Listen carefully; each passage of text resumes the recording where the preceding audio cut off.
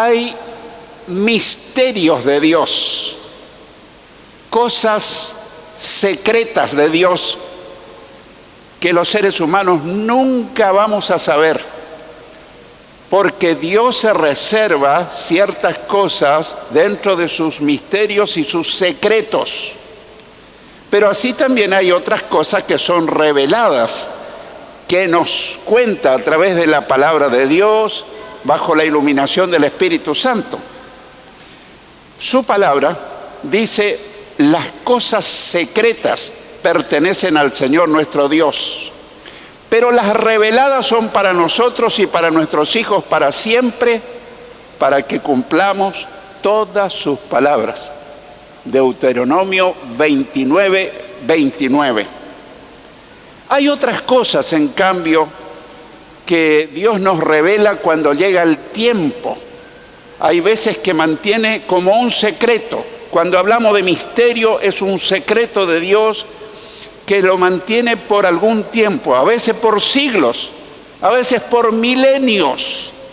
Pero cuando llega el tiempo, el kairos de Dios, Dios revela a la humanidad lo que mantenía como un estricto secreto, como un misterio. Este es el caso que estudiaremos hoy y que llamaremos Pablo y el misterio de Cristo. Pablo y el misterio de Cristo.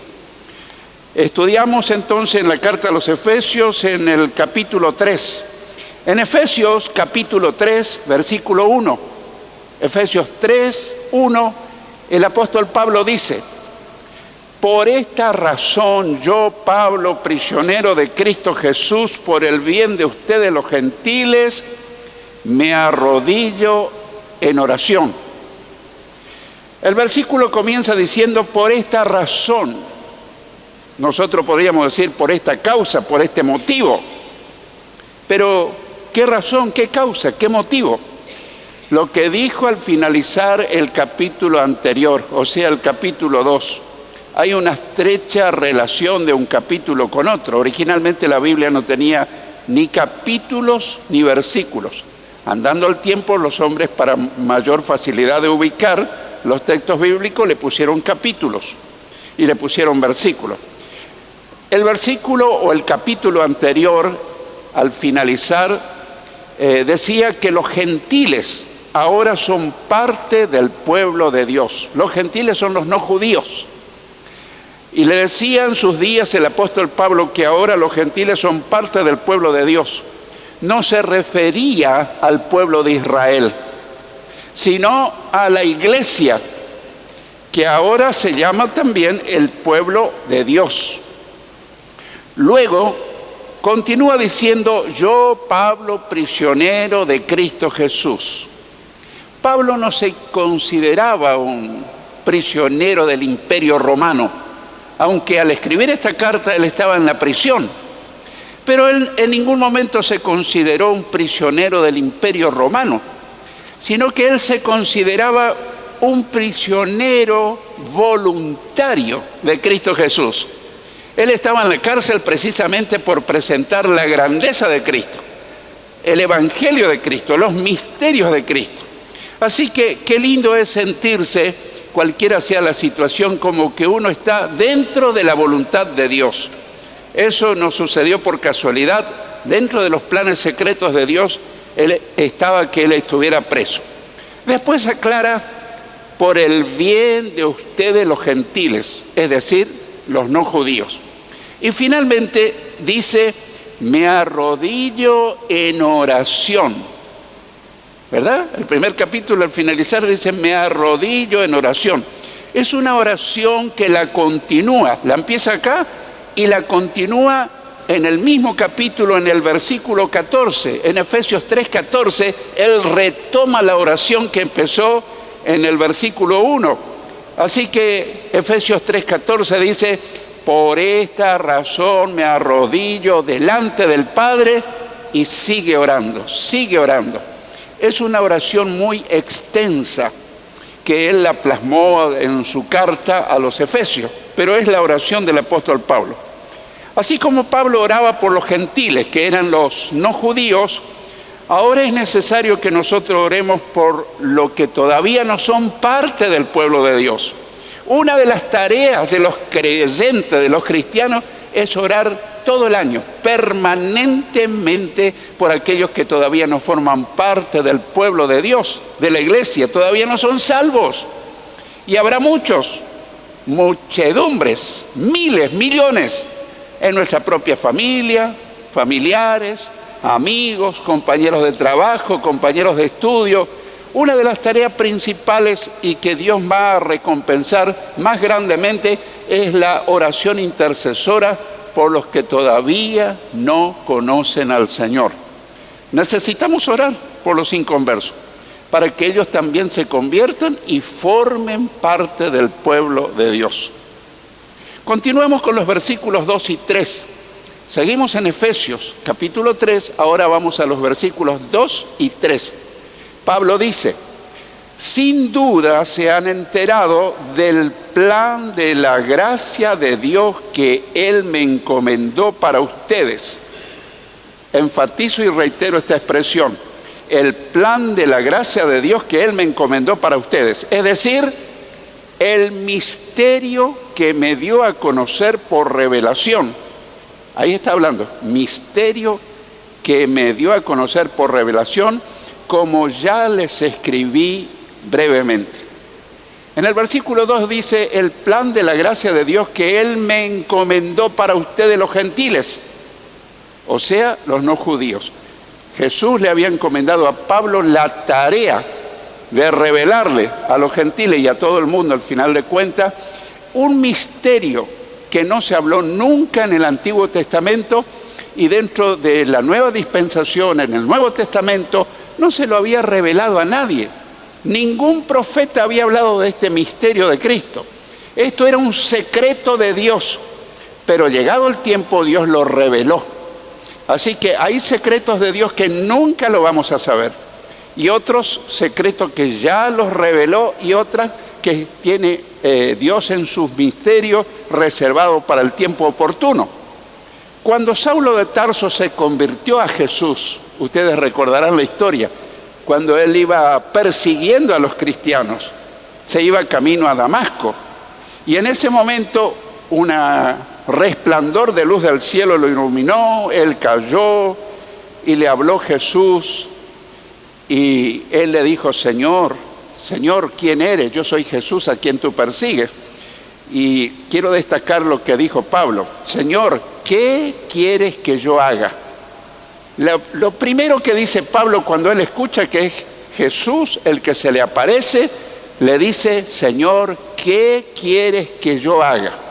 Notamos que él no le dice: Señor, yo quiero hacer tal cosa, bendíceme, ayúdame a hacer tal cosa, yo siento hacer tal cosa. No. Acá se trataba del propósito de Dios para Pablo, y le dice: Señor, ¿qué quieres que yo haga? Y el Señor le dijo: levántate y entra en la ciudad y se te dirá lo que debes hacer. Eso está en Hechos 9:6. Inmediatamente el Señor le dijo a Ananías. Ananías no era un apóstol, no era un profeta, no era alguien destacado, era un discípulo. Ahí está. Cuando Dios quiere ocupar a un buen cristiano, no hace falta que sea pastor, no hace falta que sea un líder, un discípulo fiel que sabe escuchar la voz de Dios. Así que el Señor le dijo a Ananías, que era un discípulo suyo: ve, porque instrumento escogido me es este. Le estaba hablando del apóstol Pablo. Ve, porque instrumento escogido me es este, para llevar mi nombre en presencia de los gentiles y de reyes y de los hijos de Israel. Eso está en Hechos 9:15. Ese era el propósito específico de Dios para Pablo. Ese era. Podía haberle dado cualquier otra tarea, muchas tareas, pero el propósito de Dios para Pablo, ese criminal, ese asesino, ese perseguidor de los cristianos que era Saulo de Tarso, Dios tenía un propósito para él. Y era que él llevara el conocimiento de Cristo a los gentiles. Él no había escogido, sino que Dios lo había escogido y le dio esa misión, ese propósito a Pablo. Yo hace muchos años, yo conté en el mensaje del domingo pasado, que antes de convertirme yo decía, Señor, o no decía Señor, porque yo no conocía a Jesús, yo me convertí a los 23 años. Yo decía, ¿para qué existo yo? ¿Para qué estoy en este mundo? ¿Cuál es mi propósito para esta vida? ¿Qué sentido tiene mi vida? Yo decía. Cuando yo me convertí a Cristo, por algunos años yo seguí preguntándome la misma cosa. Pero bien pronto descubrí que Dios tenía propósitos definidos absolutamente para mi vida. Uno de esos propósitos era que yo le hablara al mundo entero de Jesucristo a través de los medios de comunicación, de las redes sociales. Y yo no te puedo contar ese testimonio porque es muy extenso, pero alguna vez lo voy a hacer. Es un testimonio extenso con asombrosas demostraciones de Dios que estaba allí en los propósitos para mi vida que yo ni sabía, que era que yo lo anuncie a Cristo a través de la radio, a través de la televisión, a través de los medios gráficos y hoy a través de internet, las redes sociales. Y otro de los propósitos que me dio es que yo le enseñe lo más claramente posible a los seguidores de Cristo la palabra de Dios, que le alimente con la palabra de Dios a las ovejitas del Señor Jesús, que las cuide, pero que le dé sobre todo una buena enseñanza. Y yo desde que descubrí mi propósito, me he dedicado con toda pasión, con toda mi vida a cumplir mi propósito. Cuando uno no sabe el propósito en la vida, uno puede andar apuntando a cualquier parte. Hago esto, hago lo otro. Pero te puedo asegurar que cuando uno descubre el propósito, hay una pasión dentro de uno. No hace falta que nadie te motive, que nadie te ordene. Hay algo que te arde interiormente. Hay algo que te motiva. No sentí cansancio, no sentí ningún inconveniente. Se presentan grandes obstáculos. Pero si Dios te dio ese propósito, Él va adelante y te va abriendo puertas. La gran pregunta es, ¿ya conoces tu propósito? ¿Ya sabes para qué estás en la vida?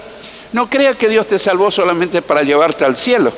Hasta que te lleve al cielo, Dios tiene un propósito para tu vida. No es lo que vos quieras hacer, sino lo que Dios quiere hacer. Y alguien me podría decir, pero ¿será que me va a gustar? Te va a apasionar. ¿Por qué? Porque Dios te dio los dones, los talentos, te diseñó para cumplir una tarea. Y no a todos le da la misma tarea. Dios tiene un propósito para cada uno. Lo trágico, lo triste, sería que pases tu vida sin descubrir tu propósito. Y lo trágico y triste sería que, habiendo descubierto tu propósito, no lo pongas en práctica. Se te pasen los días, los años y se te vaya la vida. Y aunque sos salvo, pero no cumpliste la tarea por la cual Dios te salvó. Dios no te salvó solamente para llevarte al cielo cuando te vayas de este mundo, sino para cumplir una tarea específica, no cualquier cosa, una tarea específica.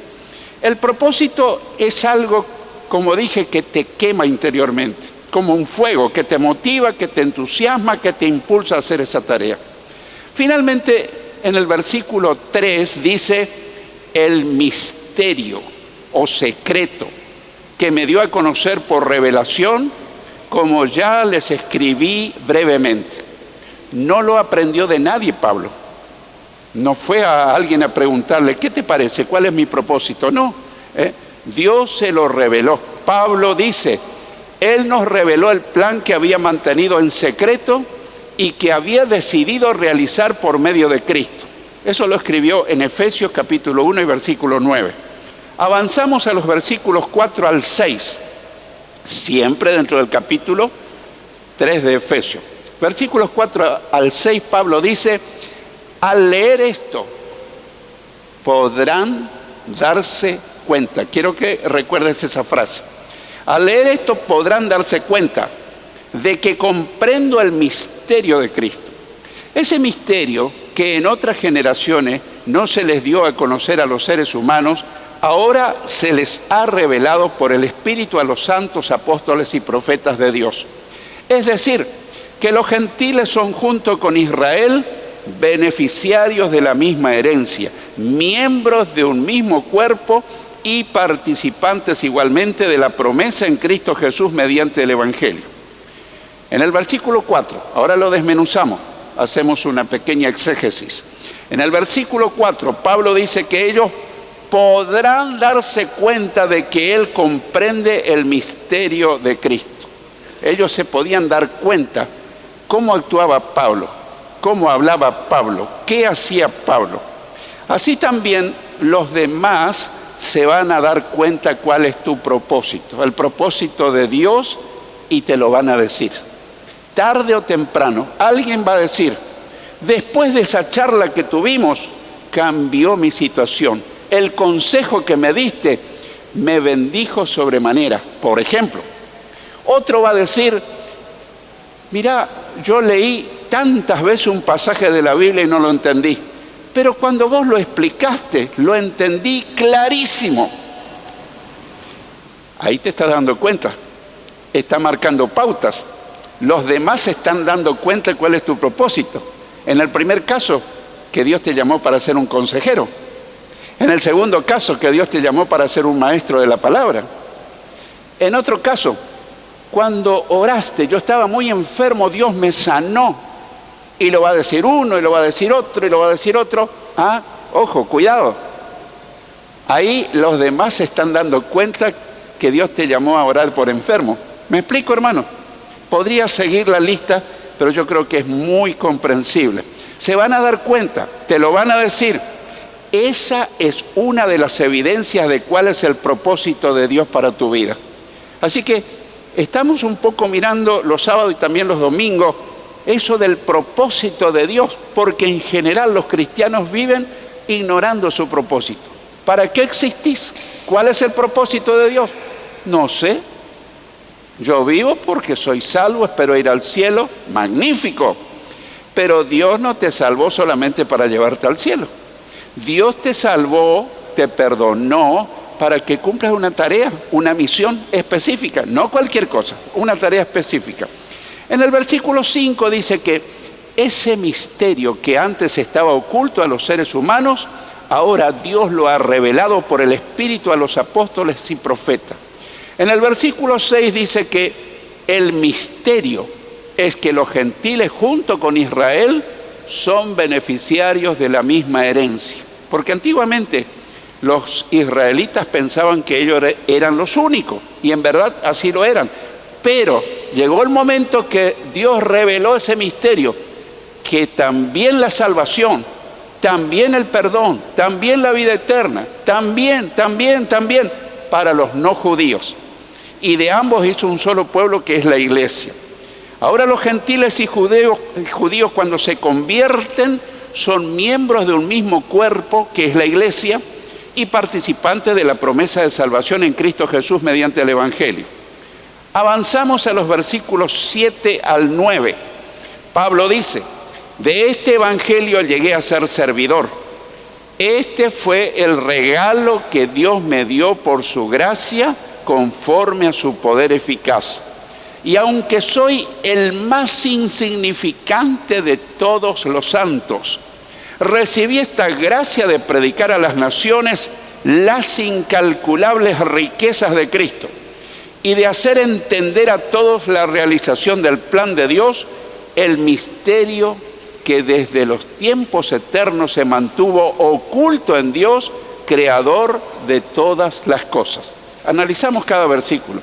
En el versículo 7, Pablo dice que el regalo que Dios le dio por su gracia fue predicar el Evangelio a los gentiles.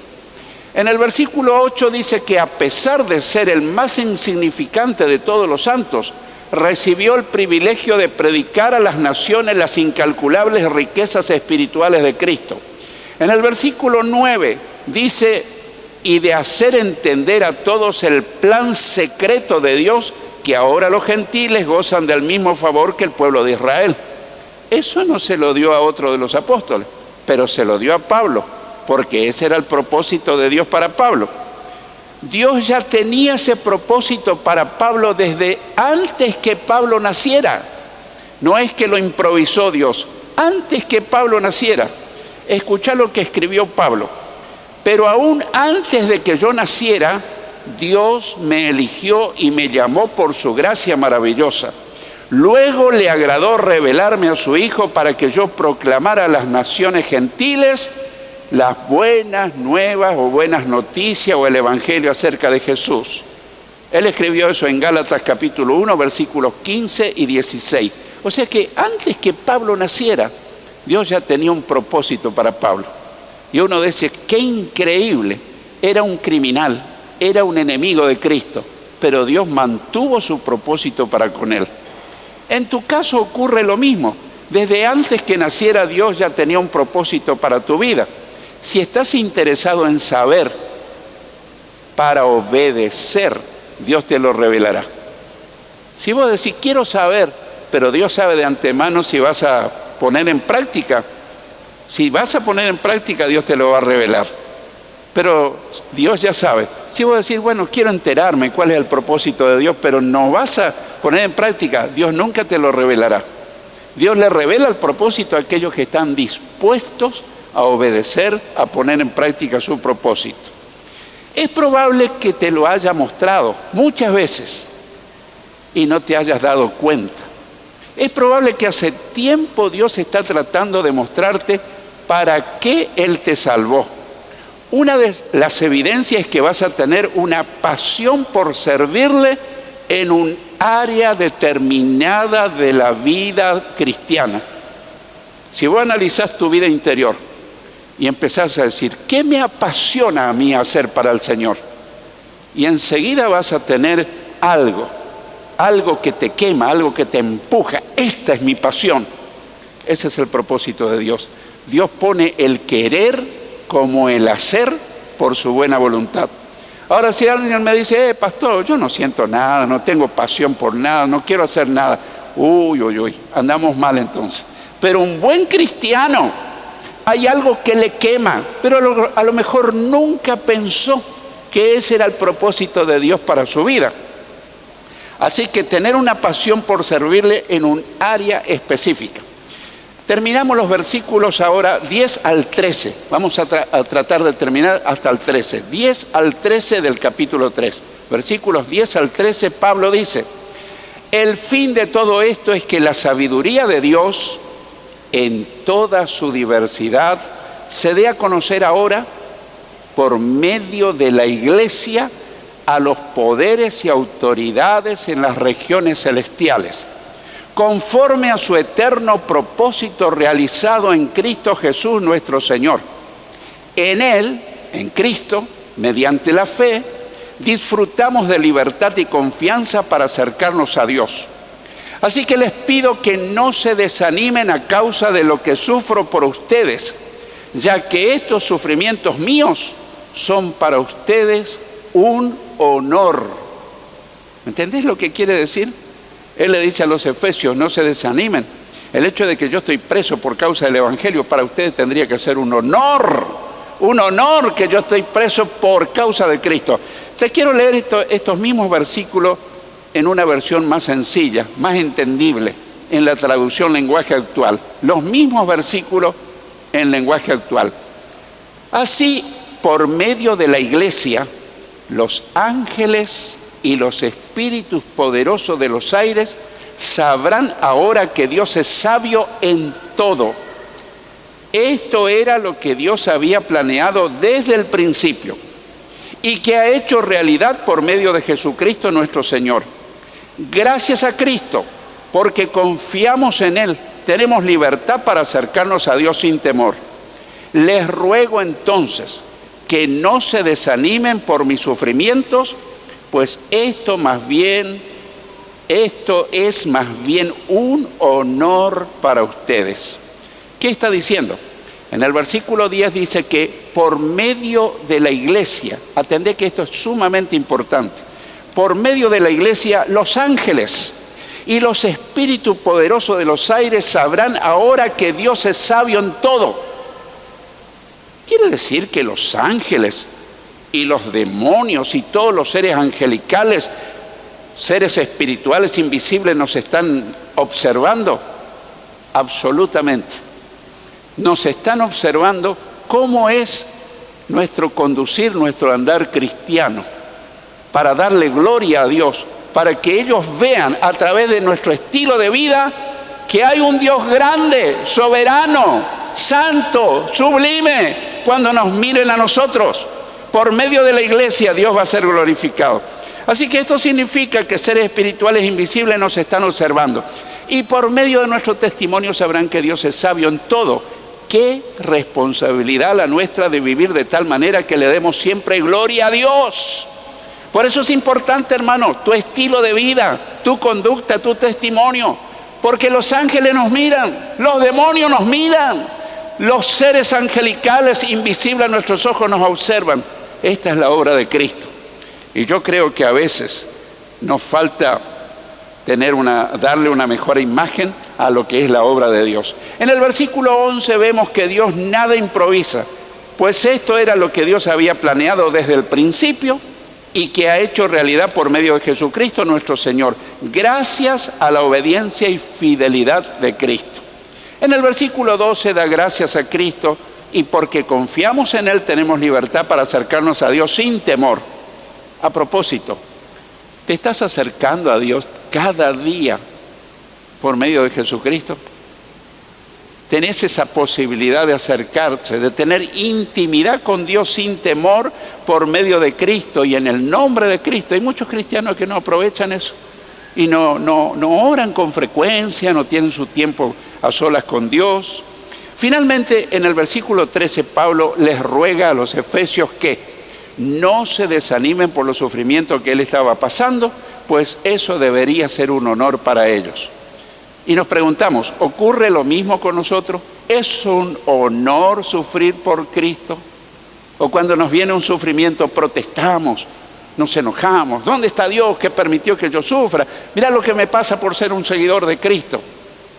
Y en eso de protestar y estar ahí renegando, muchos se apartan del Señor. Pero esto se está poniendo bueno ya para finalizar. Seguir a Cristo es lo más grande, lo más hermoso, lo más honorable y que trae gozo indescriptible. Pero también hay momentos que pasamos por grandes sufrimientos por ser seguidores del Señor Jesucristo. ¿Sí o no, los hermanos que caminaron con tiempo? Hay momentos difíciles. Yo no te estoy hablando de los momentos difíciles por nuestro mal comportamiento. Te estoy hablando de los momentos en que nosotros nos portamos bien, que somos santos, que somos fieles, que somos obedientes. Y a pesar de eso, pasamos momentos críticos de sufrimiento y el diablo te susurra al oído, ¿dónde está tu Dios? A ver qué hacemos nosotros. Yo quiero concluir mencionando lo que Jesús dijo en las bienaventuranzas. Quiero que escuches bien. Dichosos serán ustedes cuando por mi causa la gente los insulte, los persiga y levante contra ustedes toda clase de calumnias. Te lo repito, dichosos serán ustedes cuando por mi causa la gente los insulte, los persiga y levante contra ustedes toda clase de calumnia. Alégrense y llénense de júbilo, porque les espera una gran recompensa en el cielo. Así persiguieron a los profetas que fueron antes de ustedes. Mateo 5, versículos 11 y 12. ¿Estás pasando por sufrimiento? ¿Es por tu mal comportamiento o por ser fiel a Cristo? Si estás pasando por un sufrimiento, la gente se burla, te lleva a la contra, recibís desprecio, Jesús te dice, no abandones el camino, seguí adelante. Te espera trofeos, corona, reconocimiento en el cielo por haber sufrido por mi causa. Recibirás en la gloria del tribunal de Cristo, donde te espera el galardón y el reconocimiento. El que tenga oídos para oír, que oiga lo que Jesús enseña y promete.